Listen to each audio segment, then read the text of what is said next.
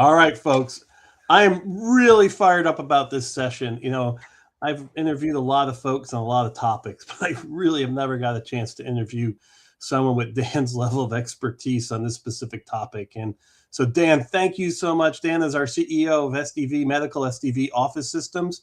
Outside of that, of this huge distinguished career as a U.S. Marine officer in multiple deployments. And we're going to talk about clarity and mission. You love this topic. Absolutely. No, I think having clarity amongst teams drives a lot of things that are just goodness. And I'm looking forward to it. I think this is going to be good. And I think a lot of people can use this, in their daily lives. Yes, we will be using parts and pieces of this to help folks out and push messaging out there. So really, you can't have a conversation in this world today on clarity and mission without talking about VUCA. So let's tell these folks about VUCA, because you were surprised. You had a session last week, and not many people really have heard this term, but they're living it. So give us a go. Yeah, no. So VUCA, for people who don't know and aren't familiar with VUCA, you have volatility, uncertainty, complexity, and ambiguity. All right. So if you can't take 5 seconds out of your day and take a step back and realize that you're living in a VUCA environment, both personally and professionally, all right, I would recommend you take those 5 seconds and do that, okay? Because you are. Whether you like it or not, that's the environment you're in. And I think that's the first step, is acknowledging the fact that you're in a VUCA environment. Not everything's going to go smoothly. Other people have opinions. Other businesses, there's competition. There's government shutdowns. There's chaos that is in the system. How you navigate through that and how you lead your people through that, by giving them the clarity that they need and deserve, quite frankly, helps you navigate through that VUCA environment. That's accepting VUCA is step one. Navigating VUCA with clarity is step two. Yeah, and you teach a lot about this and help the team itself here at SDV and other teams kind of manage through it. So let's dig into the concept of clarity. So when you say clarity, what do you mean? How do you know it's present? And how do you know it's present on the team? It's present by the speed at which you're moving. So everyone should know and be familiar with the speed of trust. Great book that's out there, right? When you have trust, things just move quickly. Decisions are made faster because you're not second guessing that piece. So when you have clarity, it's very similar. When people have clarity, they're able to go from point A to point B, no problems, right? There might be a roadblock, there might be a speed bump in their way, but they're able to navigate around that because they have the clarity to that. So it's really the speed and efficiency that you gain. The other day, we all know almost inoculate you from VUCA, right? Speed almost protects you from that whole VUCA thing. In some cases. Well, I think as long as it's not chaotic. Yeah, as long as it's not chaotic, exactly. The clarity, I think, is what inoculates you from the VUCA. Interesting. Having clarity, because the result is speed. Good point. That's a really good point. So you have clarity that inoculates you from VUCA, then you get the speed, which is the element to keep up with VUCA. Right. Obviously, you're going for speed, but at the end of the day, you want that end result, whatever that is. Like you want to win that deal, you want to close, a certain partnership, whatever it is, right? Whatever you've identified in the business to say, I want to accomplish this, getting there as quickly and as efficiently as possible is really the goal. Along the way, you might have to have some clarity, but if you establish the clarity up front, you're gonna get to that end state and empower your people throughout that process. So, what's the cost of low clarity? What does it? And then also, not just cost one, but then what does it look like operationally? When can you say I'm running a company? What do I know when my clarity is a mess? When things are slow. When you're getting asked a ton of questions. Ooh, good point. That when your calendar is just full of meetings. Instead of having time to yourself, that people are coming to you with things that they should have decided, on step one. Then you have to take an introspective look and say, where did I miss on this? Wow, that's such a great point. How many people listening to this now, they look at their calendars, are like, uh-oh, something's going on here. Right. Yeah. And it's not customer facing, it's all internal meetings. Right. Yeah. If you're not spending most of your time as a leader, 80% of your time talking with customers, or the majority of your time talking to customers, we're talking with your sales leaders, right? To make sure that they're talking to customers. Yeah. But you're getting dragged at the process, operational pieces, little nitnoid things that aren't rising, that shouldn't rise to your level. If you're getting pulled into those, you got to take an introspective look back and go, where did I miss the point of giving the team clarity and giving them the authority to go around those speed bumps? I think don't high potential employees leave if they don't have clarity as well? They do. They're going to get frustrated the most quickly because they just want to go from point A to point B. They don't want bureaucracy. Yeah. They don't want things. They get it, the fact that the customer has a vote, right? Competition has a vote, so things are therefore going to be uncertain and they're going to be ambiguous because of that, because you're dealing with humans. But at the end of the day, if you give them the clarity to go do their job, they're going to be great. They're going to be fine. The lower emotional intelligence people are going to have hard time navigating through that, and you might have to recognize that up front, especially in your hiring practices. Yeah, I would talk about that too soon. I would ask questions up front, to kind of gauge that emotional intelligence. I want to hear some of your questions. Hold that, because we're going to get to that section, because I want to ask you, which I think some of the questions you have is going to be very valuable. So you better stay on if you're listening, because those questions are going to be extremely valuable. Let's talk about the core ingredients of clarity. We had a good conversation about this before we got on. Yeah, I think two things is empowerment or ownership. Yeah, people owning their business and telling them. I remember first starting out in my civilian career where people were talking about, you own the franchise. I'm like, well, I'm in a Fortune 500 company. I don't know what that means really, right? Yeah. But really, they were talking about ownership. Right? Yep. You have the power. You're empowered to do the things you got to go do. I got to go hit quota. I got to get this project installed. I got to work on the finances to make sure that they balance, or the budget, whatever that is, having ownership over that particular piece of the business, and then appropriately prioritizing things within that vertical of ownership. If you don't, as a leader, provide prioritization and say, hey, the budget's most important, or cash flow is most important, or profit's most important, or just sales is most important, whatever that is, provide the priority, okay? Because they can't all be at the end of the day. If we make everything the priority, then nothing's a priority. I know we'll talk about that throughout the piece, but that's the biggest thing you can do as a leader, is move those things away that are not priorities. Two very specific things: autonomy and empowerment, and then prioritize so they know what they're supposed to be working on. Right. Exactly. So how do you find winnings the team can execute without constant escalation? And that constant escalation is, that's a killer, as we both know. Yeah. Winning goes back to, I think, the speed of trust, right? If you've defined what that end state is as a leader, we want to hit quota in sales. Great. And you hit it. And great.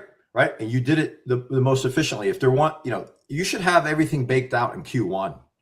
If you don't, and you're still dealing with meetings and saying, what don't we have clarity on? It's June already, and people are still wondering what their quota is, or there's questions on how they're going to hit their quota, or what's the product mix. I've seen that so much, Dan. I've seen sales teams in March still not knowing what their bonus or their quota is for that year.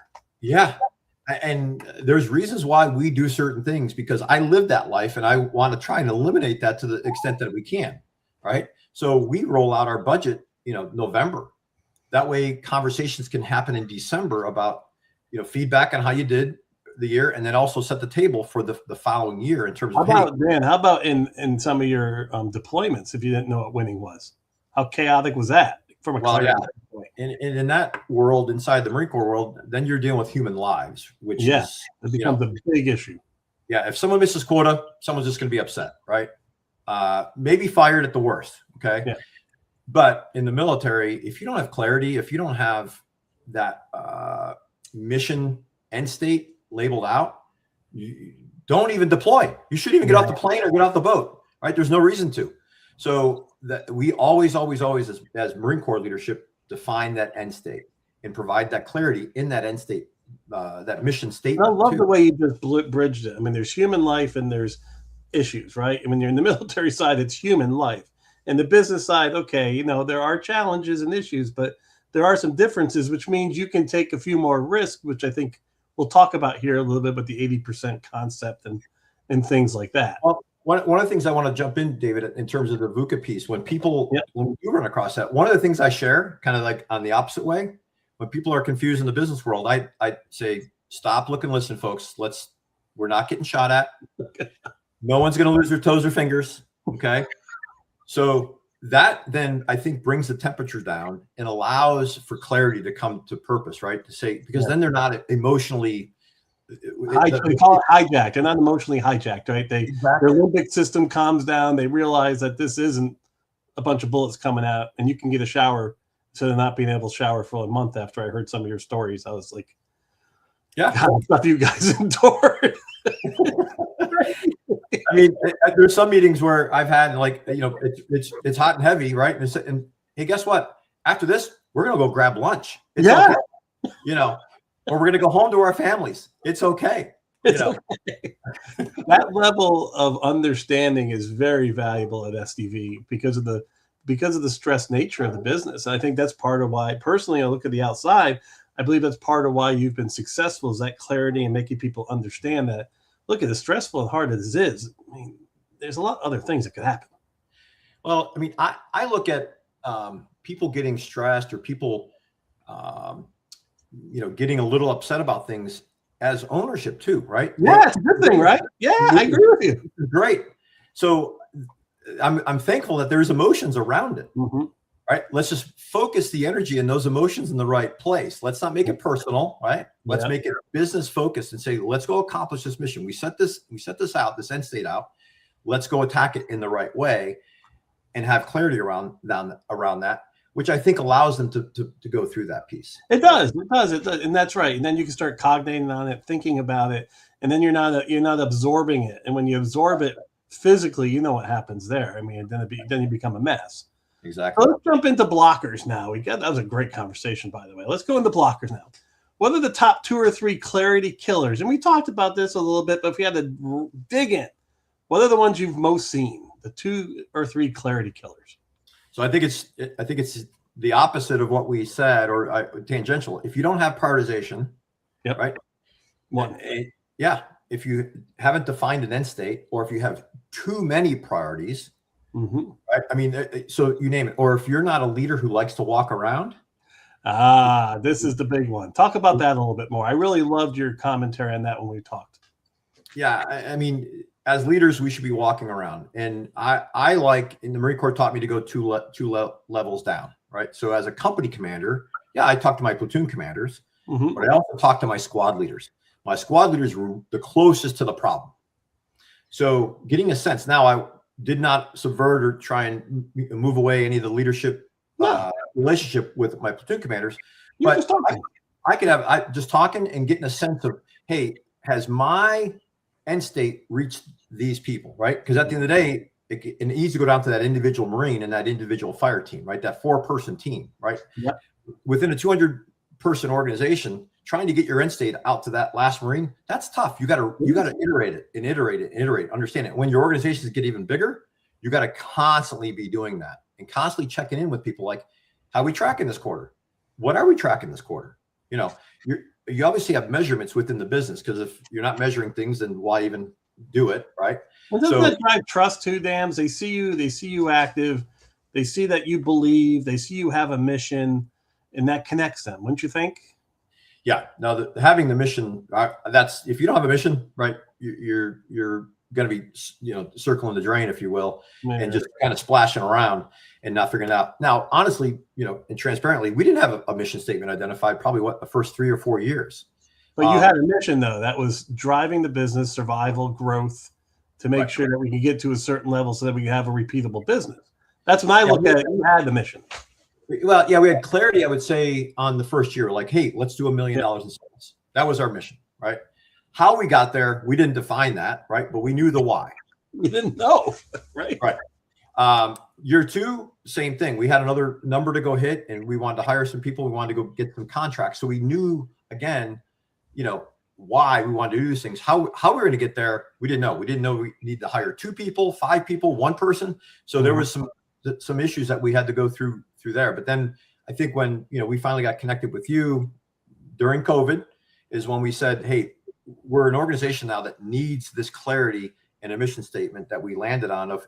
Because you found a repeatable process too. You were at the point where you found the repeatable process. Revenue wasn't just something that was magically going to happen. You could create it. Right. The revenue allows us to focus on our mission. That's what it allows us to do. If we're able to focus on making sure products getting shipped, products getting invoiced, right? Or we have cash flows and all the fundamental things from a financial standpoint are working, then we know, I think we've hit it, because now we're able to focus on the fact that we've given the tools to the doctors and clinicians for them to heal, for them to heal veterans. Exactly. That's it. There. Now I know. I mean, I come in. I know what your mission is. There ain't no ifs, ands, or buts about it. You want a vet walking into a facility, the best possible chair, table, best possible lobby, and best possible equipment that they can be healed. Yeah, and I think the customer feels that clarity too, David. Right? When we're focused on the vet and they're focused on the vet, right? That's why they work at the VA, right? Or Department of War. We're focused on that service member. Yeah. You gain alignment, and then that speed just happens. Any, I would say, misunderstandings or any questions that come up, you're able to just work through those much more quickly, because let's define what the end state is, right? We want to get these chairs. We're taking care of the vet. Yeah, take care of the vet. We want to get all these chairs in by Tuesday, because that's going to take care of the vets. Great. I love that. And that is something that, doesn't happen in corporate America, as you know, because you've been there and done that. So last on this subject is prioritization. So when everything is number one priority, making money, saving money, hiring, firing, whatever the case may be, how do you drive, or how do you get real prioritization going? Everything's a priority. Yeah, you have to start with the fact that you make sure that not everything's a priority. Because if everything's a priority, like I said before, then nothing's a priority. So you have to figure out what those one or two or three things are, right? You're going to keep those bright shining lights and keep repeating them and keep repeating them and keep repeating them. That was one thing I had to learn, was just because you said it the one time doesn't mean everyone got it the first time. Yeah, that's a tough part that a lot of leaders have to figure out. Repetition is important, because especially in VUCA, when you're getting all these other sound bites coming at you, right? Outside influences, it's like, you have to be that shining light that continuously beacons. You know what I mean? And people hear things differently too. Yeah. Because people have a different lens. Yeah. And so making sure you don't have vague ownership of that piece, and asking, is that clear? Did that make sense? Is there anything you need for me to clarify that? Right? Because then the best sense. Does that make sense? Is that clear? What two beautiful words that a leader should be using as much as possible. Right. I think the other thing that kind of creates confusion is changing directions without context. Mm-hmm.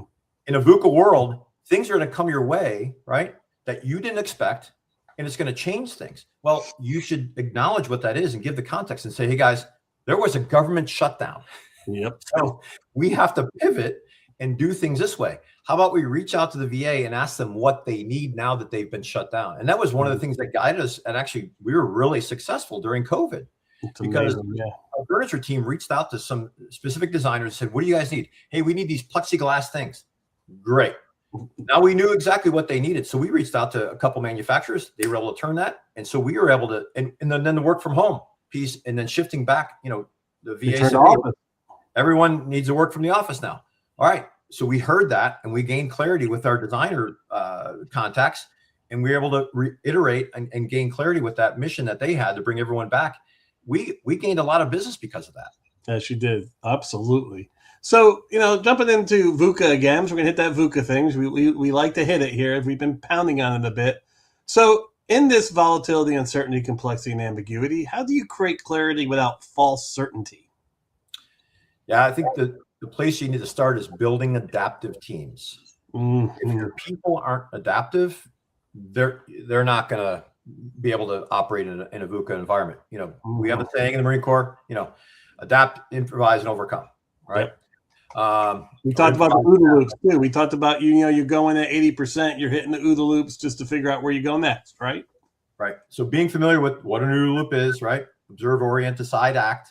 So those who can observe and orient more quickly can iterate faster against your competition, right? And with the customer, and show up even before the customer. You could probably recognize that need before the customer is seeing that, if you're iterating correctly. Yeah, that was done. That's the whole business agile movement was driven by the OODA loops thing from the John Boyd guy. It's amazing where that was in the Marine Corps, where it is now in business. It's crazy. Yeah, and I think part of the VUCA piece is understanding and recognizing and accepting the fact that you're not going to have perfect information. You're never going to have that. So have 80%, 90%, whatever that comfort is you can execute the first 5 feet and then iterate again, right? Adapt and say, okay, I have new information. Let's take that in. And if we need to adjust our strategy, fine, let's do that. That's where the adaptive team comes in.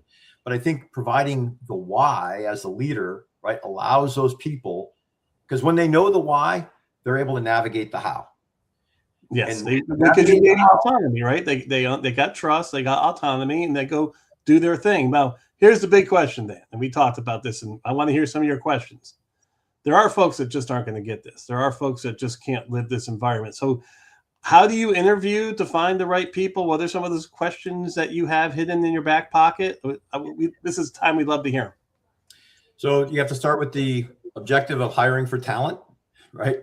So you have to have a model that shows that up. It's not just looking at a resume. It's diving into things such as how influential is this person? Do they have execution in their makeup? Do they have strategy formulation in their heads? So what are you hiring for is really, obviously, is it a designer? We're looking for a COO level type of person, right? It can be across the function. But I always ask people, give me an example of how you dealt with adversity? Ooh, that's a good one. Yes. And it could be personal, professional. I don't care. So I just leave it open for them. And I look for how they think. How are they thinking? Are they thinking in a progressive way in terms of, hey, I've identified my problem, right? And then I identify ways to overcome those problems. And then I look for a resume that has solutions at the end. I increased their sales. I implemented ERP without any problems, whatever that may be, right? So I think asking how people deal with adversity, which is kind of the same thing as dealing with a VUCA environment. Yeah, it is. And I ask sometimes for multiple examples, an example in personal life, an example in professional life. So I use frustration. I think frustration is a gateway drug to all bad things in the business. So I say, how do you handle frustration? What do you do when you're frustrated? And that gives me an open door into some of the stuff you're talking about. But I love it. Influence, execution, strategic mindset. Does it show execution in their resume? Does it show their ability to deal with adversity in their resume? Right. I love that, Dan. Anything else you want to add to that before we keep going? I mean, that was great. So, identifying the talents, one piece, but then making sure that they're living by their strengths and using their strengths every day and managing their weaknesses accordingly, right? Teaming them up accordingly, but knowing what those strengths are is key. And we've got all kinds of tools available to us to help that. And really then checking in on people to make sure that they're operating their strengths, because that's when they're the most efficient. That's when they're most engaged. That's when they're most productive. And that's what we want at the end of the day. People want to be productive. It's just a human trait that I've found. People that do the right person, right? If you interview the right person, you found the right person, that person wants to be productive. They want to be successful. Yep. So creating the engaging teams, right? You got a great mission. If you give them the clarity and you give them the autonomy and the authority to go tackle that, your job becomes easy after that. I love when you said that. I forgot what section we talked about this in, and we'll hopefully get to it, where if you're a leader and you have a bunch of meetings, it's all internal meetings, you ain't doing your job right. Right. I think we're going to get to that. But I love that concept when we were talking about it. That was an aha moment for me. Yep. So let's turn this into a story. We got about 7 minutes left together here. And I love this story was powerful. So tell us about one time when you walked into a situation with low clarity. What did you and the group have to do in the first 90 to 100 days? What was going on? Tell us. So September of 2006. This is from the newspaper too, by the way. This is straight out of what people are reading in the Times and the journals. Yep. September 2006, Fallujah, Iraq. I was a company commander, about 200 Marines, Alpha Company 124. Fallujah was becoming more and more violent, more and more uncertain. And the leadership of the tribes, particularly some of the main Sunni tribes, had fled the country. They'd gone to Jordan and Syria and other places where they and their families were safe. So the people that were left there didn't have any leadership. It was this vacuum. So what was happening was Al-Qaeda and ISIS were replacing them, right? Yeah. And they said, hey, we're in charge now. Well, our job was to make sure that they weren't in charge. So thankfully, the leadership, amongst the Marine Corps and the other services recognized the fact that leaders needed to come back. So they convinced some of the key sheikhs to come back and take ownership of their tribes. And we started working with them and convincing them that we weren't the enemy. Yep. ISIS and Al Qaeda was the enemy. So that was probably the eye-opening for me in terms of that. There was no clarity until that happened, and then we were able to gain clarity over the fact that hey, the enemy of my enemy is my friend. That's the piece that they were saying in the background. And once we learned that they were saying that to each other, I think then we started on the path of gaining clarity and say, listen, they're the bad guys, right? We want our kids to go to school, like you said. We want people farming so we have some food. I mean, it got down to that basic level once you establish that clarity, right? Well, yeah, our job was to establish safety and security. That was our job. And once we provided that, and then the tribe started providing that on their own as well. They had autonomy to go do that, and we gave them that opportunity. We gave them clarity, because at first that wasn't done. It was something brand new that we were kind of touching on, and even I was like, "Whoa, this is some slippery slope that we're on right now." Uncomfortable, right? Because that's what you were. You had to improvise at this point. Yeah, exactly. But the clarity was so critical. That clarity and that ability was so critical. You had to improvise. And I would, the Marines thought we were crazy for doing it, because here we are, arming and equipping the Sunni tribes to take care of themselves and to be a partner in this fight against Al Qaeda and ISIS. So there was some uncertain moments in those first couple of weeks of who's who, right? We had to figure out, the good people over here and the bad guys are over here, right? So it was very uncertain, and every single day for those first couple of weeks, there was a lot of tension. And once things started to figure out, once we were able to drive the clarity, but I spent a ton of time, talking to Marines daily, going, "Hey, what are your questions? Does this make sense? What do we need to do here? What other things we need to uncover?" And it kept on shifting on the Sunni tribe side. There was a lot of demands from them, and there was a lot of things that we had to fight through there on their leadership to say, "Hey, let's focus on these 3 things first. Let's not go attack 15 different areas. Let's make sure we've identified the 2 or 3 bad characters, if you will, that need to be, either out of our zone or just away permanently." So I think that was probably the most, poignant example that I can give, is that we were able to fight through that. But understanding what the leader's intent was up front, right? Safety and security. Now, how do you provide that? Got it. This is where acquisitions happen. I mean, if you don't provide that level of understanding to get clarity, acquisition is never going to happen, because it's a very similar scenario. You have to bridge through that. Right. The VA, like on the furniture side or even on the robotic surgical side, they've identified a requirement. It might be a robot at a specific VA where they don't have robotic surgery going on right now. That's a very uncertain, there's a lot of ambiguity around that, especially if a facility hasn't done it before. Yeah. It's a new thing. It is literally working through change management. So helping them understand what the end state is of taking care of veterans in a better fashion, right? A better modality, I think gives everyone that shining light to say, all right, now we're on board. Here's the why. We're going to take care of veterans. And there's a bunch of downstream effects of furniture the same way. How is this space made a design space for healing? Right? That's right. So how about the signage? Man, there's conversations around signage and how badly that gets screwed up if there isn't clarity about what you're trying to achieve. And the goal is to make sure that the poor vet doesn't go into like urology instead of radiology. I mean, it's crazy. Now, the number of times that I've personally walked into, VAs and trying to figure my way out, make way around, but then also hearing the conversations of my fellow veterans, like, where's audiology? Where's surgery? So having the signage, it just provides that ease, because it's stressful enough, the fact you're going in for a procedure. Exactly. Right? You could be doing 10 other things besides going into a hospital. Stressful enough that they got shot when they were in combat, or they were scared because they might get shot when they're sitting on the DMZ zone, or whatever the case may be. I think we forget that. And I think that our ability to communicate that mission back to folks is, I think, very important, because maybe you're not getting shot at now, but they were in harm's way and they deserve more than, what they get sometimes.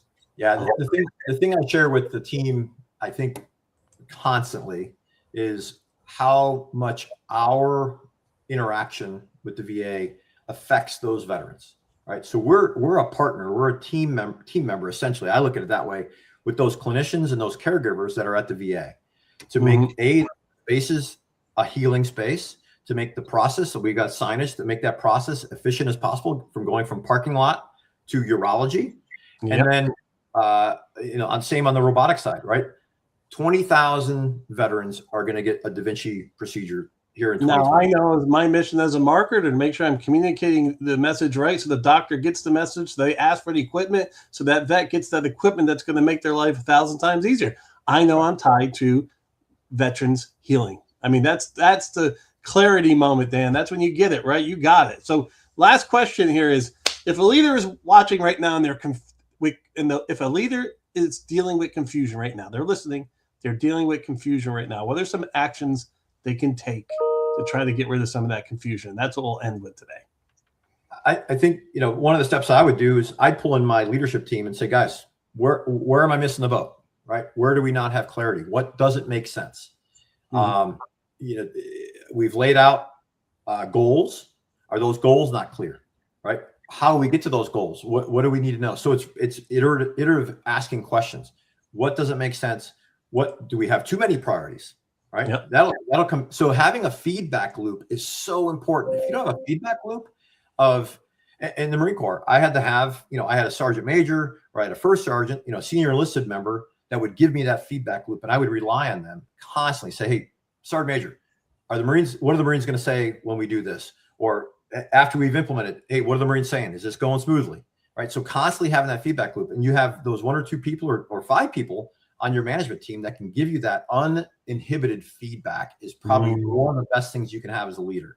We're going to talk about that because it's the Emperor Rose. We're going to have another whole conversation there, because building leadership that will be trustworthy and honest and tell you when there's something going on, even though they're scared, is so powerful. Yeah. Dan, this has been amazing. Thank you so much for your time. Absolutely. Really appreciate it. We'll have more of these leadership conversations with Dan, tapping into the wealth of knowledge he brings from both sides of a very complex and complicated universe, the military service, and hot situations, and then complex business partnerships dealing with all types of products into a very big hospital system, the VA. Yeah. Thank you, sir.